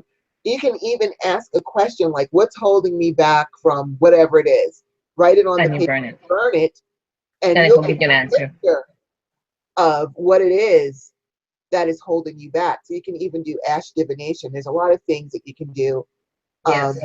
with the element of fire. I'm not even covering half of them, but just to let you know Yeah. that, again, you can use, if you just wanted to focus on strictly be a fire magician, that's perfectly cool, because there's plenty of magic you can do strictly with the element of Yeah. fire. Yeah. And And did you want to I'm add to gonna. that? Yeah, I do. Um, I do a lot of candle magic, whether it's from different spells on with the candles and the different things, of the different colors and burning particular spells for people, whether it's my clients, my friends, or otherwise, usually it's the clients. But I do a lot of candle spell work. The bonfires I love because, and I usually use that. I mean, what was it? Our last ritual that was Litha. Litha. I also do at Beltane, I believe, where we jump the cauldron. And the essential idea is to burn away all that's holding you back. And now, when you jump over the fire, that to burn away all of that as you jump. And the other side, now I'm ready. I'm renewed to accept things that are new and coming and transforming of me now as you step over. So there's a lot of cleansing of yourself. We don't have the bonfire in the city, but our version of it is the jumping of the cauldron. So, but people in lots of places that they do the burning of the bonfire, they actually run or jump over giant bonfires that they have, or the air and the different herbs and the different things that they're burning with the bonfire. They make sure they get a lot of the smoke coming at them and all of that. It's kind of cool. I wish we can do it again. See our pagan village that we're gonna have. We'll have a bonfire time that we can do, so we can have all those things. That would be so wonderful. Actually, do the bonfires and spell work and everything. But yeah, and it would be a great place that if you want that same thing with the ashes and all of that you're burning, you can do and pull out. A lot of times they will pull out the log, and the logs will take on pictures of it, of whatever it is that you're asking or doing and things like that. So it's kind of cool when you could get to do all this type of fire magic. And if you can't, you do what Goddess Rhonda said. You do the ash burning with whatever it is that you're doing, and you will see the answers that you're looking for. And I tend to sometimes take it and not just write it, but I would put a sigil of whatever that represents for me and burn that. And it also will give you amazing answers. All right. Awesomeness. Okay. All right. So we are now at Urban urban. primitive All right, it's your magic. turn. So talk about the urban magic. Okay. It says urban primitive city magic for those who live or prefer the urban city lifestyle. Magic that can be worked without the seemingly traditional ways of witchcraft. That's interesting. I mean, we don't live outside of the city, so basically we are those urban city magic dwellers. And our lifestyle is like how I just said, instead of the bonfire, we do the cauldron jumping. Right. Um, so urban city people or witches, we tend to become creative in our own way that to achieve that similar result because we can't do certain things in the city. We're not allowed. Um, Although certain groups are allowed to do certain bonfires. I don't know why we're not allowed, but we're not. Um, so we instead will do the cauldron jumping. We will tend to burn a lot of herbs when in the cauldron. At Litha, we had the giant cauldron. We had them jumping it, but we also had them do a mixture of I think it was vervain, lavender, and mugwort. When you use that in combination, it is very good for cleansing and removing negative things from your life and releasing you and cleansing you from letting it go to release it from your life at that time. So when they would take a pinch of the lavender, vervain, and mugwort and put it in the cauldron, let it burn, and let the air come up from it and jump the cauldron, so that they can go through that whole cleansing situation. So that's part of some of the things that we become creative with to create our own form of release or removing of things from our lives that we don't need at the different sabbats or the moons and celebration and things like that. So we adapt based on our lifestyles within the city that seemingly would be a lot easier or set up differently, and you would feel more attuned, I guess, if we were out of the city and able to do. Um, but we adapt and we do what we need to do in one form or another. And it's not, in some ways, people don't consider it traditional ways of doing witchcraft, but to me, traditional witches always adapted to whatever they or whatever and wherever they were. So as far as I'm concerned, we are, because we basically adapting to the city of where we are, the rules and regulation there, and still being able to form our version of what it is that we do for our craft. So what do you think, Goddess? Well, as you were talking, I was looking up because I knew Christopher Penczak had put out a book, and he has a book called City Magic. Yes, city magic. Yes, Christopher yes. Penczak. He's probably one of the coolest people you've ever met in your Yeah, life. yeah. He is a cool guy. It's called, and you can get it on Amazon. I'll put the link in the chat room for you. It's called City Magic. City magic. Spells, rituals, and symbols for the urban witch. And it's got Yes. some really great ideas that if you're in the city and you can't get out to the country, ideally it would be nice if we all had a forest in our backyard that we could get out there and do stuff. Unfortunately, a lot of us do live in apartments and in urban areas that does not allow us to do that. And so he has this whole thing where you can find magical symbols and graffiti, high-rise temples of power, the electric gods of the city. He's got a lot of stuff in here that can help you if you are a city witch. And I'm going to go ahead and put this link there for you. And actually, just so you guys know, when he was doing that book, a lot of the city magic was based on New York City and how, the many different aspects of it. So the graffiti and things like that, like he took pictures of different parts of the city, and because New York was known for its graffiti everywhere. You know New York for what it was, because he used to live here. So a lot of it was, he considered those sigils and the taggings and stuff that people put around the city and on the subways and all the different things. He considered all of that sigil magic. He can and a lot of that was born when back in the 60s, I believe, right, Rhonda? Yeah. Yeah. Okay. And part of the book that I loved about it was him bringing in and making me realize that he's so right. With the city magic, we talk about the different gods and goddesses that has been around from the beginning of time, right? Right. With city magic, he talks about the trains, the buses, the airplanes, everything all around us. Those are different deities, but they're the new electrical deities. You know, the subway, the energy that's in the subway is very different from the energy on the buses. They each have their own god. The electricity that we have in our apartments, that's the god of electricity. Whatever you want to call them, they have names, and you get to know them and know their names. But he's absolutely right. There's an energy that comes with all of them. These are all deities. So it's interesting. You know, you really need to get that book, and it will go into so many details. And a lot of it you will kind of go, oh my goddess, I did not think of that. And it is true. It works. Yeah. So just wanted to Awesome. let you guys know. It's an awesome book.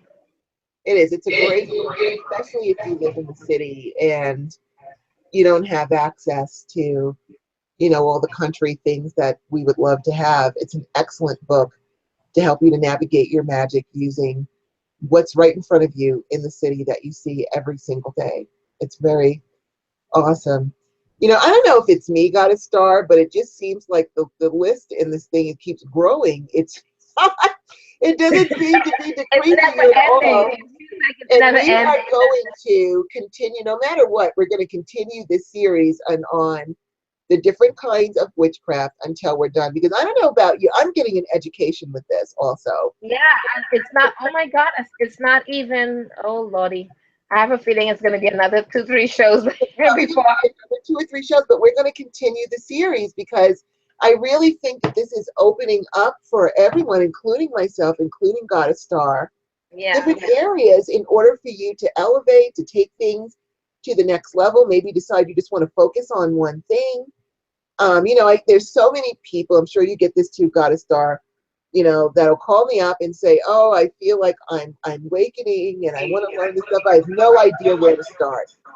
Then, you yeah. know, and so you can choose, you can look at these things, decide the one that resonates with you the most, and then go for it. So we're going to keep doing this series until we're done with this list.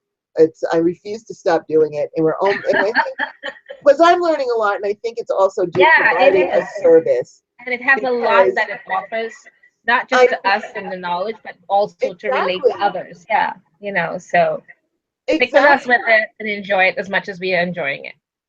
absolutely, and not only that, you know, because we've named a lot of things that I think a lot of us eclectic or solitaries, whatever you want to call ourselves, work with.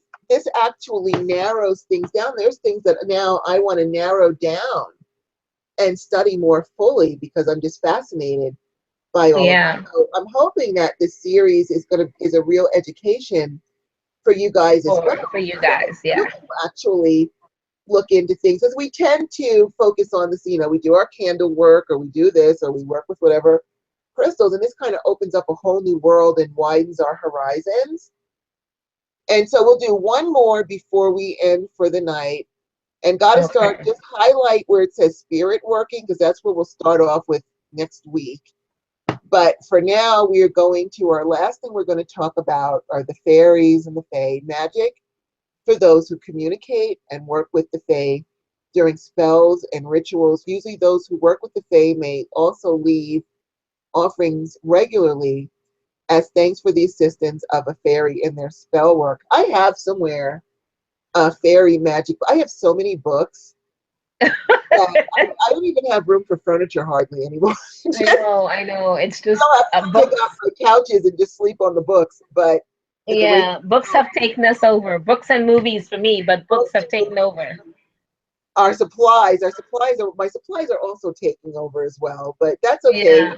We're going to have our house and in our community and things Our like that. village. We're gonna have our witch village, and we're gonna We'll all have our have our houses.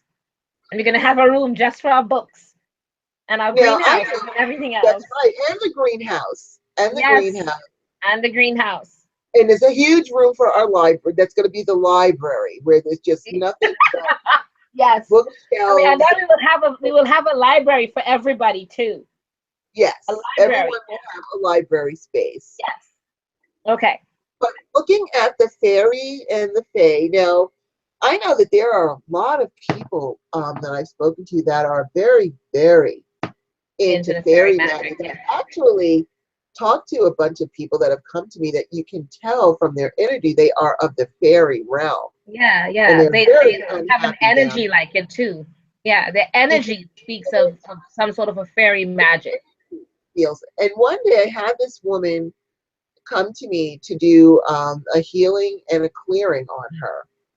And as I was working on it, she was up on my table, and I'm doing Reiki, and I'm at her head doing the, the energy work. And I am not kidding. As soon as I put my hands on her, there had to be 100 fairies flying. They actually ducked because they were just all over the place. I'm like, okay, what's going on here? And I just kept working on her because I have no fear. I'm sure they're here for a good reason. I figured they came with her. And when we were all finished, I said, hey, listen, I don't know if you know this, but like you walk with like 100 fairies around you. And she said, thank you so much for validating that. I was really starting to think I was crazy because I knew that there were fairies around me and I talked to them. But now, when you try to tell other people, they think you're nuts. And then I started wondering if I was nuts. So thank you so much for validating that for me, because she literally thought she'd been working with fairies, but you talk to people and they think you're crazy, and then you start to doubt yourself and wonder if you're hallucinating. Yeah. And so that was a big, that in fact, I think they flew at me so that I would validate. I've never seen anything like it. It was like almost a swarm of bees, but in fairy form. And Right, right. I literally ducked because I'm like, what's this? What's happening here? There's all these fairies around us, but they weren't mean. I could tell they were supportive. I could tell by their energy they were fine. I figured they just came with her. And then when I told her that, she's like, thank you. She was so glad. She was so glad To that know someone, that somebody validated for her, you know. That's yeah. awesome. Yeah, that's awesome. Our group, we tend to do the she moons, which is like the second new moon in 1 month. When it happens, Mhm. that second new moon ends up being the she moon, which is spelled Sidhe, pronounced she. And that's of the fae. And we do a she moon ritual where we, between the mirror, if we're indoors, we use the mirrors to bring in and invite the fae in. And you have a crystal and you offer milk, and we do a fairy tea and everything like that.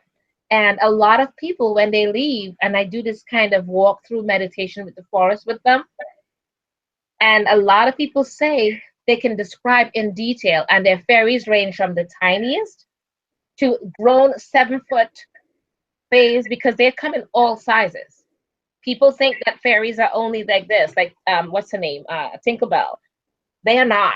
They have all sizes, and it looked. Some of them have described daemons, which is they're massive beings. They're similar to angels, but they have black wings. So people have described so many things, and I have seen so many. And they walk with a crystal that they bring of all sizes, that they can take that and what we call a companion back with them if they choose to come with you. So it's interesting. And so to us, I love fairy magic. I find myself such an eclectic witch, because I don't limit myself, because I know some witches say that you can stick with certain things and everything, but I'm called to so many things that I can't limit myself. I am fascinated by it all and I want to learn it all. So there you go. I think, you know, they're there, and they do approach, they're not beings that, they tend to be attracted to certain people, and they don't show themselves to everyone. So when they do show themselves to you, it's because there's some sort of a likeness, or an attraction of some sort, and you should investigate that, because the magic is there. All right. And I hope you guys enjoyed that, our show tonight. And as usual, we so love you guys for supporting us, for being here. Um, I miss Nate tonight, because Nate usually, I missed. He's usually so talkative, and we didn't see Nate tonight. But everybody else has been wonderful, and we want to thank you guys for being here with us tonight and supporting the show as always. And we love having you guys and being here with you guys. And I do hope you guys had a wonderful new moon. I'm now putting out my new moon message to everyone. I'm still saying it's not too late. I'm sorry. I was so backed up. I'm tired. I'm working on Witches Fest. So I'm backed up with the new moon stuff, but you never know. You might still get some education with it. That, hey, you know what? It's a new moon somewhere in the world. Yes, exactly. So there. See, guys, Rhonda backs me with that. She said there's a new moon somewhere. I'm putting it out anyways. It's just in case it's a validation for whatever happened with the new moon, okay? There you go. Yes. Absolutely. And I just also, I hadn't been paying a whole heck of a lot of attention in the chat room. And so I did also want to acknowledge that's him who gave me an awesome compliment. Thank you so much. I do appreciate that. That warms my heart. And always, we want to thank you guys. You're taking this journey with us. As we do these shows to help you, to enlighten you and expand your knowledge, we are doing the same thing. It's because of you that we are actually elevating our own knowledge, because we have to, look into these things and do the research. So you're actually, by listening to us and being a part of our show, actually helping us to learn and elevate our knowledge and our wisdom and help us to use it in different ways. And we're just so really grateful. It's like you guys are our family. A lot of times on Mondays I'll be tired from the weekend and I'll be like, Goddess is like, how you doing? I'm like, oh, I'm so tired. And Goddess is like, I know. and then we get on this show and we see you guys and we perk right up. Yeah. Because it's just our energizer bunny for us. for us, this isn't work. This is true enjoyment, and we just love communing with you so much. So please stay with us. We're going to continue this series until we're done. I figure maybe another show or two and then we'll finally be finished.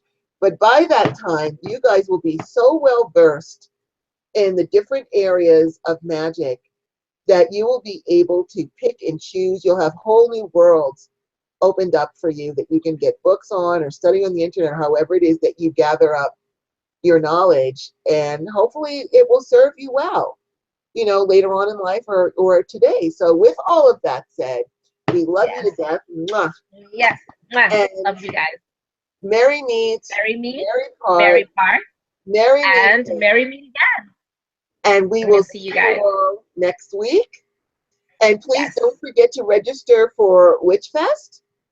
Oh, yeah. Yes. Have a great time there as well. So anyway, have an awesome week, and we'll see you next time. All right, everyone. Bye-bye. Take care. Love you guys.